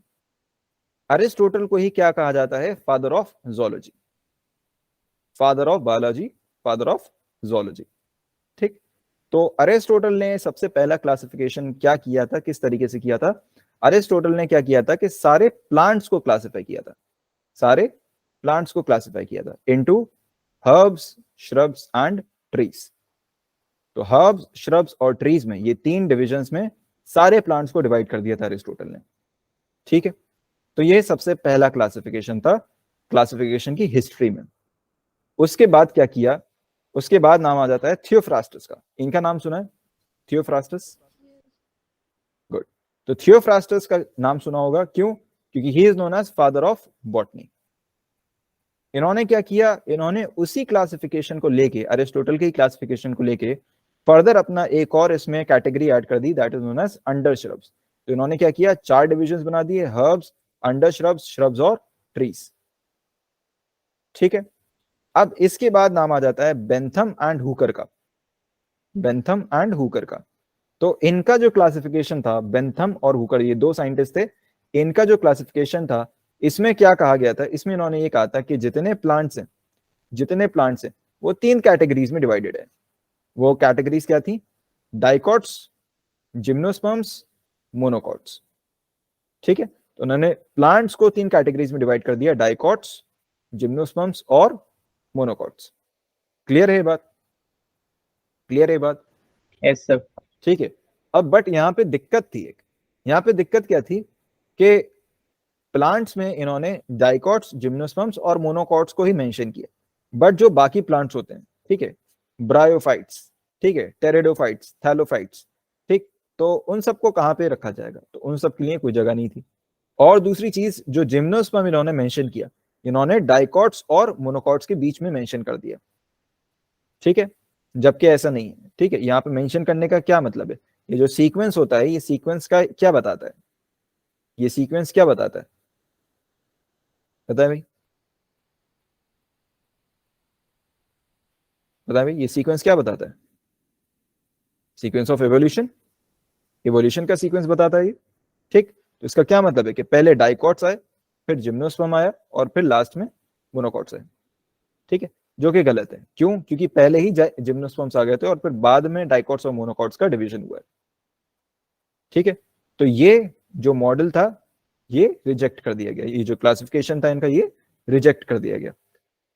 ठीक, तो फाइलोजेनेटिक सिस्टम ऑफ क्लासिफिकेशन की अगर हम बात करें तो मैंने बताया था नेक्स्ट हमारा क्या है, फाइलोजेनेटिक सिस्टम ऑफ क्लासिफिकेशन। ठीक है, हाँ, तो यहाँ पे मेंशन नहीं है, बट इसका क्या किया था, इसको रिजेक्ट कर दिया गया था। ठीक है, नेक्स्ट देखिए भाई, नेक्स्ट क्या है, फाइलोजेनेटिक सिस्टम ऑफ क्लासिफिकेशन। अभी हमने पढ़ा फाइलोजेनी क्या होता है, फाइलोजेनी क्या होता है? Sequence of species. ठीक है, सीक्वेंस ऑफ एवोल्यूशन। ठीक, तो अगर हम बात करें प्लांट्स की, तो प्लांट्स को इनके सिस्टम ऑफ हम कह सकते हैं क्लासिफिकेशन के अकॉर्डिंग प्लांट्स को डिवाइड किया गया 2 कैटेगरीज में, एक तो थे क्रिप्टोगैम्स और एक थे फेनोरोग्राम्स। तो इनके बारे में पढ़ा होगा एनसीईआरटी में।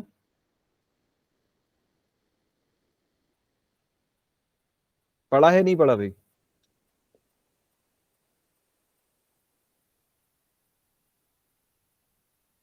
ठीक है, शायद नहीं पढ़ा होगा। तो प्लांट्स को डिवाइड किया गया किसमें? क्रिप्टोग्राम्स में और फेनोरोग्राम्स में। ठीक, तो क्रिप्टोग्राम्स क्या होते हैं?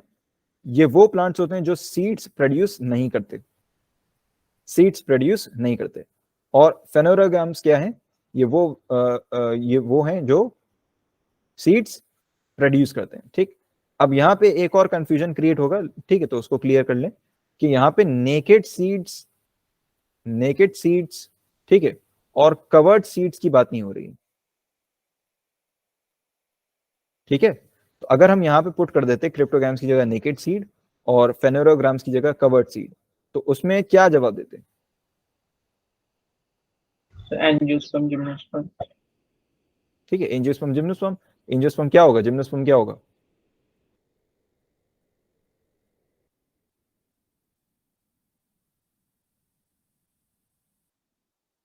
बताओ भाई, एंजियोस्पर्म क्या होगा और जिम्नोस्पर्म क्या होगा? जिम्नोस्पर्म में नेकेड सीड्स होते हैं और एंजियोस्पर्म में सीड कोट होता है।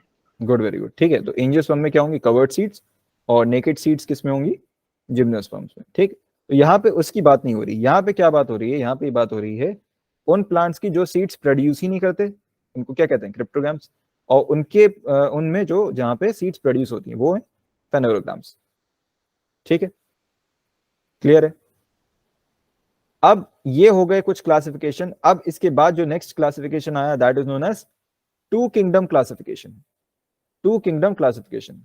ठीक, तो नाम सुना होगा सबने, टू किंगडम क्लासिफिकेशन। ठीक, तो ये जो क्लासिफिकेशन है ये किसने दिया था? कार्ल लिन्नेस ने। अगेन, ठीक है, हर जगह नाम रिपीट हो रहा है इनका, कार्ल लिन्नेस ने। ठीक, तो इनका ये शॉर्ट फॉर्म है, कैरोलस लिन्नेस का ही शॉर्ट फॉर्म है कार्ल लिन्नेस। ठीक, तो ये वही साइंटिस्ट है। तो किंगडम, टू किंगडम क्लासिफिकेशन देने के पीछे इनका क्या मकसद था? इनका ये मकसद था कि क्या मकसद था इनका? कि सारे ऑर्गेनिजम्स को प्लांटे और एनिमेलिया में डिवाइड कर दिया जाए, 2 किंगडम में, किंगडम प्लांटे और किंगडम एनिमेलिया। ठीक है, तो ये इनकी प्रोपोजिशन थी, ठीक। नेक्स्ट क्या है, three kingdom classification. Three kingdom classification क्या है, ये वो क्लासिफिकेशन है जो किसने दिया था, अर्नेस्ट हैकेल, ठीक है, अर्नेस्ट हैकेल। तो इन्होंने क्या ऑब्जर्व किया कि जितने किंगडम्स हैं, ठीक है, उसमें जो ऑलरेडी एग्जिस्टिंग किंगडम्स है, प्लांटे और एनिमेलिया, उसमें एक और किंगडम इंट्रोड्यूस करने की जरूरत है, that is known as kingdom Protista, ठीक। तो अर्नेस्ट हैकेल ने क्या किया, एक और किंगडम इंट्रोड्यूस कर दिया, that is known as kingdom Protista, ठीक। अब बात आ जाती है फोर किंगडम क्लासिफिकेशन की। फोर किंगडम क्लासिफिकेशन, प्रोटिस्टा क्या होता है सॉरी सर? प्रोटिस्टा क्या होता है? अभी आएंगे उस पर, पूरा किंगडम है, अभी उस पर पढ़ेंगे आगे, ठीक है। नेक्स्ट क्या है, फोर किंगडम क्लासिफिकेशन, ठीक। फोर किंगडम क्लासिफिकेशन क्या है, ये वो क्लासिफिकेशन है जहां पे ये तीन तो थे, अब एक और किंगडम इंट्रोड्यूस कर दिया गया, एक और किंगडम इंट्रोड्यूस कर दिया गया। जो फोर किंगडम क्लासिफिकेशन है ये किसने दिया था, this was given bye Copeland, Copeland, ठीक। तो कोपलैंड जो है एक इंडिविजुअल है, ठीक, तो ये साइंटिस्ट थे, तो इन्होंने क्या किया कि फोर किंगडम क्लासिफिकेशन दिया। अब इन्होंने क्या किया कि इन्होंने भी एक किंगडम इंट्रोड्यूस किया और उस किंगडम को क्या कहा गया, माइकोटा, माइकोटा, ठीक। जो इन्होंने किंगडम इंट्रोड्यूस किया that was known as Mycota, ठीक।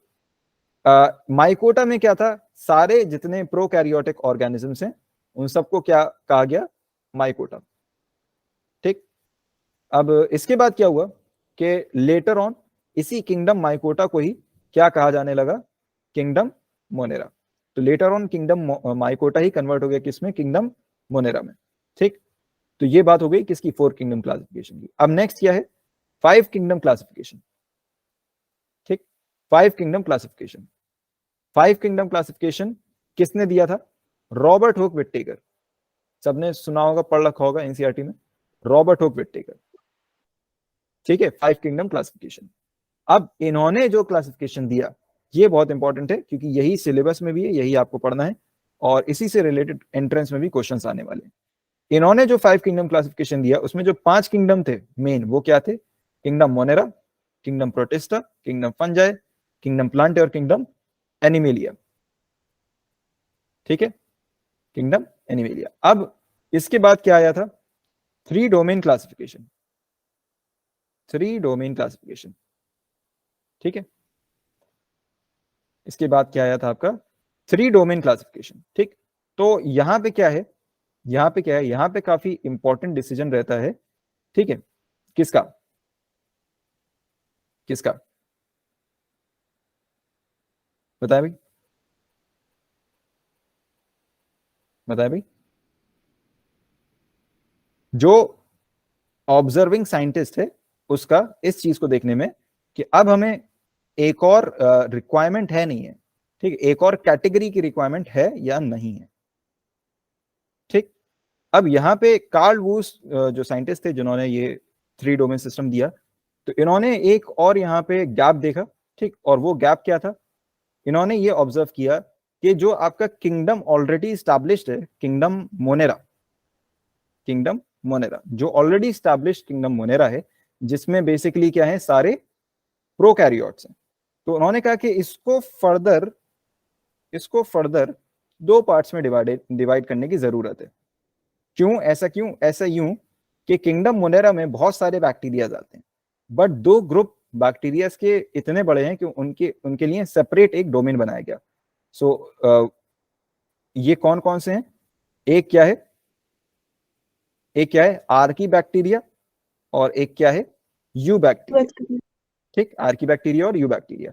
तो इनके लिए स्पेशली दो अलग डोमेन्स बनाए गए, एक कहा गया डोमेन आर्की, एक डोमेन बैक्टीरिया और रेस्ट डोमेन यूकैरियोट्स, ठीक। तो ये था थ्री डोमेन क्लासिफिकेशन। हमारी स्टडी में जो सबसे ज्यादा इंपॉर्टेंट है that is five kingdom classification, और बुक्स में भी, एनसीईआरटी बुक्स में भी क्या अवेलेबल है, फाइव किंगडम क्लासिफिकेशन, ठीक। यहां तक किसी को कोई डाउट, डोमेन क्या होता है? डोमेन, डोमेन बेसिकली देखिए, डोमेन का जो मतलब है, ठीक है, डोमेन का जो मतलब है, जो लिटरल मीनिंग है डोमेन का, that is known as area, area, या हम कह सकते हैं लोकेशन, लोकेशन। ठीक, सपोज आप कहाँ रहती हैं, एड्रेस क्या है आपका? बिहार। ठीक है, बिहार। बिहार लोकेलिटी क्या है? पटना। पटना। ठीक है, तो हम कहेंगे कि आपका जो डोमेन है, ठीक है, पटना एक पूरी सिटी हो गई। ठीक है, उसमें भी कोई एरिया होगा, सपोज एक्स है कोई एरिया आपका, ठीक है, जहां रहती हैं, तो डोमेन आपका क्या होगा? एक्स पटना और बिहार। ठीक है, तो ये आपका क्या हो गया? डोमेन हो गया। ये आपका क्या हो गया? डोमेन हो गया। ये आपका एरिया हो गया, जितने एरिया में आपको पाया जा सकता है, जितने एरिया में आपको ढूंढा जा सकता है। ठीक है, this is called domain, this is called domain. ठीक, तो बेसिकली ये भी वही चीज है, उसी से रिलेटेड ये भी वही टर्म है कि डोमेन आर्की क्या है? ये एक ग्रुप है, सारे आर्की बैक्टीरिया का ग्रुप है। मतलब इस एरिया में, ठीक है, इस डोमेन आर्की वाले एरिया में आप सारे आर्की बैक्टीरिया को पा सकते हैं, खोज सकते हैं। ठीक, और डोमेन का जो सबसे ज्यादा यूज है, ठीक है, आपने एक और जगह इसका नाम सुना होगा, कंप्यूटर्स में। ठीक है, सपोज www.google.com, google.com, तो ये क्या है? एक डोमेन है। ये क्या है? एक डोमेन। ये जो नाम है ये क्या है? एक डोमेन है। ठीक है, क्या है ये? बेसिकली ये एक रेफरेंस पॉइंट है, ये एक लोकेशन है या एक रेफरेंस पॉइंट है जिससे आप गूगल की वेबसाइट पे जा सकते हैं। ठीक है, जिससे आप गूगल की वेबसाइट को खोज सकते हैं। तो ये एक क्या है? डोमेन है। ठीक, चलिए अब हम आगे चलते हैं और देखते हैं डिवीजन के किस तरीके से डिवीजन किया गया है, किस तरीके से डिवीजन किया गया है। तो 5 किंगडम, ये बेसिकली क्या है? 5 किंगडम क्लासिफिकेशन है। Sir what is the meaning of Protista?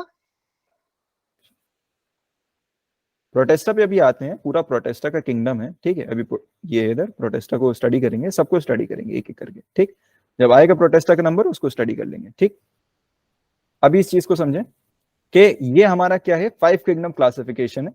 ठीक, और 5 किंगडम क्लासिफिकेशन में क्या किया गया है, किस तरीके से, किस बेसिस पे क्लासिफाई किया गया है, उसको समझें। सबसे पहले क्या किया गया है? सारे ऑर्गेनिजम्स को लेके ये देखा गया है कि ऑर्गेनिजम्स में जितने ऑर्गेनिजम्स हैं वो प्रोकैरियोट्स हैं या यूकैरियोट्स हैं। तो प्रोकैरियोटिक सेल और यूकैरियोटिक सेल के डिवीजन पे ऑर्गेनिजम्स को डिवाइड किया गया। ये है सबसे पहला division, first basis of division. ठीक, तो फर्स्ट बेसिस अगर हम कहें, फर्स्ट बेसिस की अगर हम बात करें, तो पहला बेसिस क्या है क्लासिफिकेशन का? Prokaryote and eukaryote.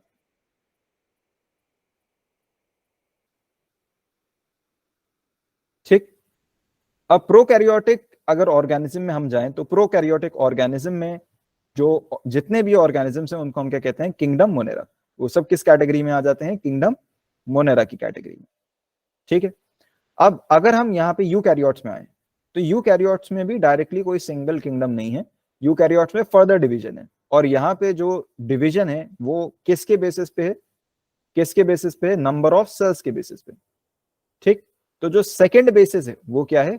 Number of cells. अगर एक ही सेल है तो फिर वो क्या होगा? यूनिसेलुलर। यूनिसेलुलर, और यूनिसेलुलर ऑर्गेनिज्म क्या है? सारे किंगडम प्रोटिस्टा। ठीक, अगर एक से ज्यादा सेल है तो फिर वो क्या होगा? मल्टीसेलुलर।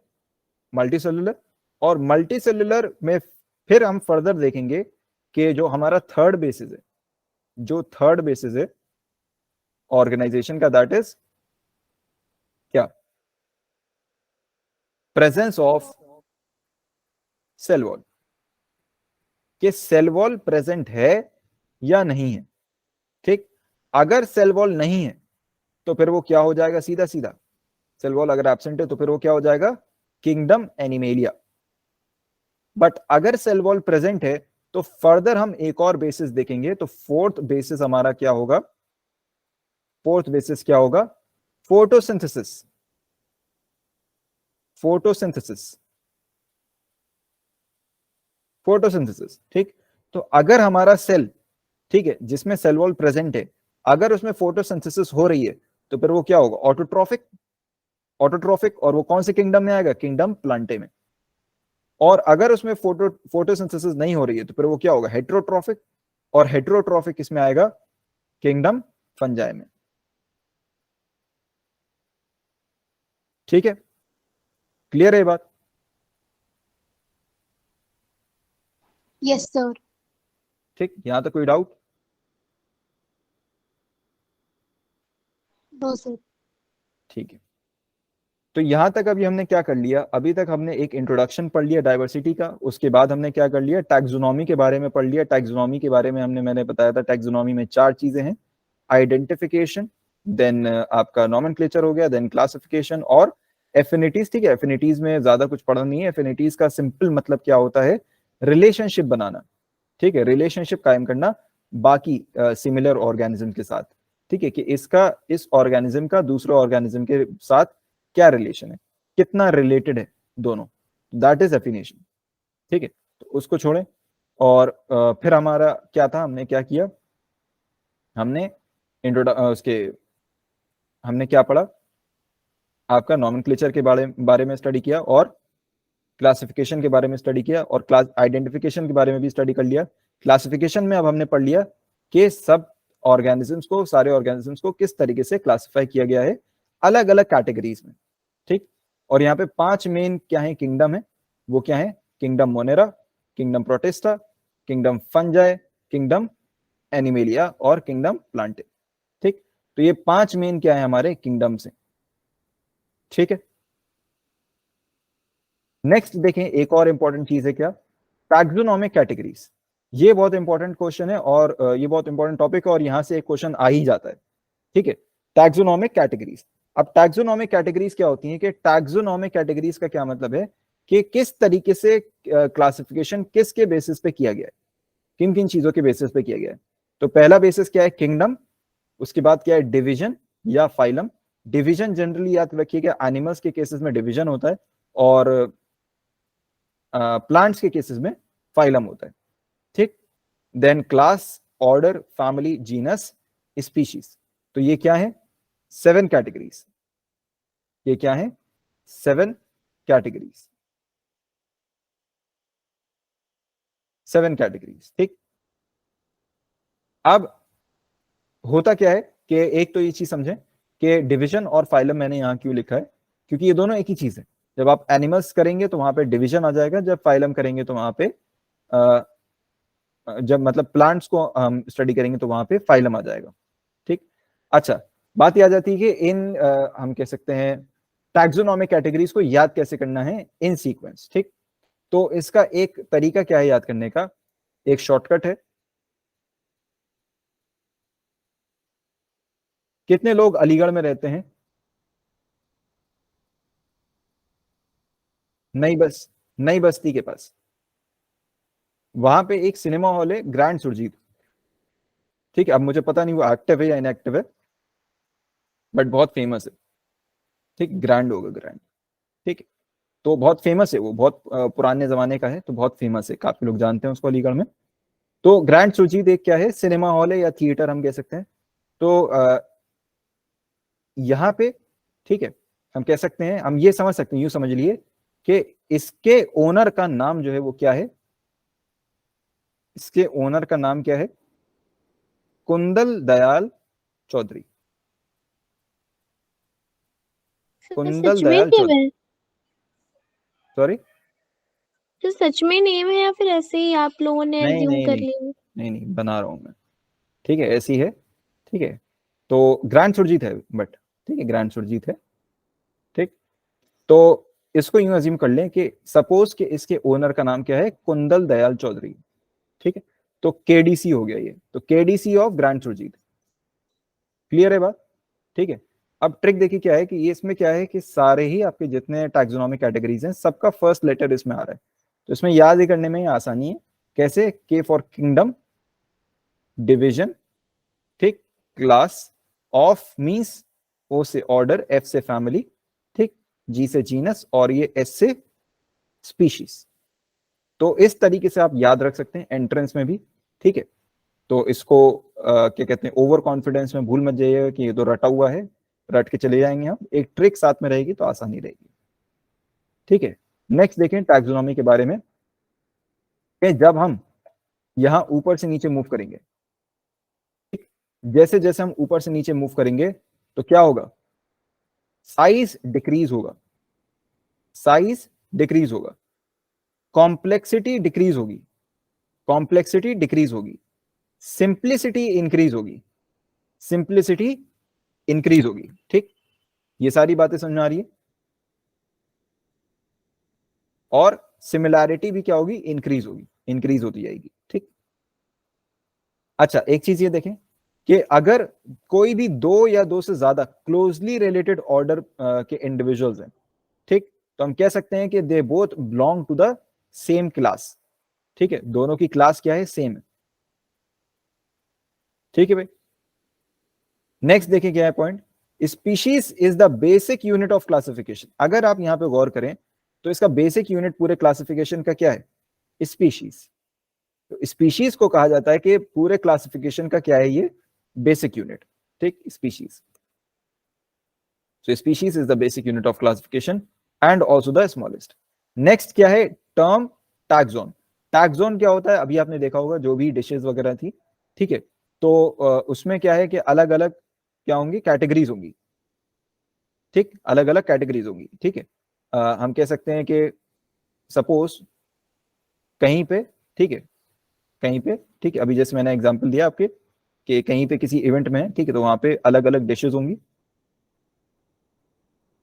ठीक, आप कहीं किसी इवेंट में वहां पे अलग अलग डिशेस होंगी, तो वहां पे सब डिशेस का एग्जांपल दें, जैसे मुझे कुछ नाम बताएं भाई, कुछ डिशेस के नाम बताएं।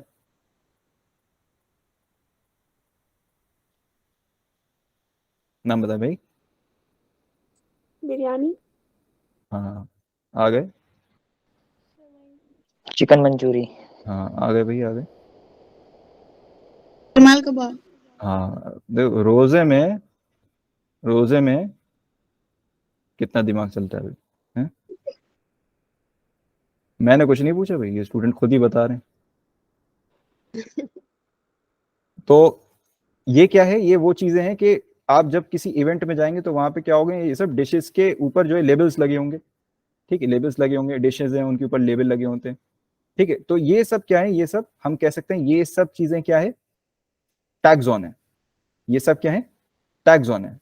ठीक है, तो इसी तरीके से यहाँ पे आप देखें तो यहाँ पे ये क्या है, सब कैटेगरीज है, और इन सब कैटेगरी के जो नाम है, जो इन पे लेबल लगा है, ठीक है, किंगडम का जो लेबल है, डिवीजन का जो लेबल है, क्लास है, ऑर्डर है, ये सब जो नाम है, ठीक है, सब जो लेबल्स हैं, ये सब क्या है, टैक्सोन है।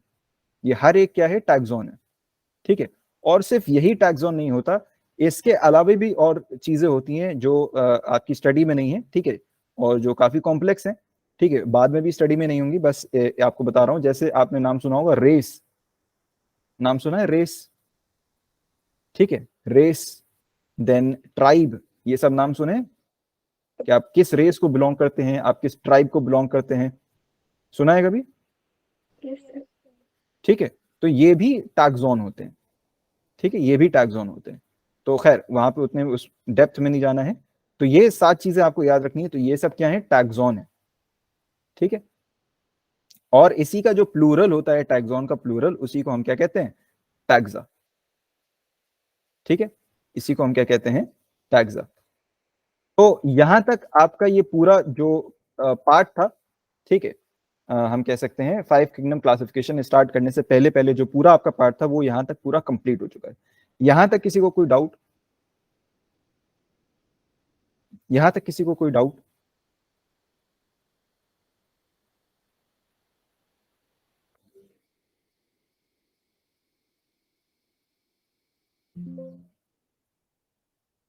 कोई डाउट किसी को? No sir.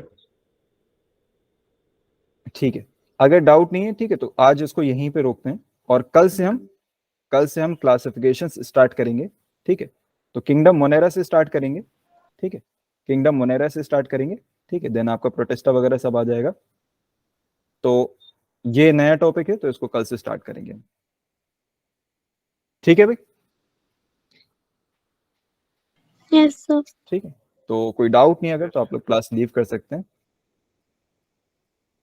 तो आज की क्लास यहीं पे एंड कर देते हैं फिर। अस्सलाम वालेकुम सर। अस्सलाम वालेकुम सर। वालेकुम सलाम। वालेकुम सलाम। वालेकुम सलाम।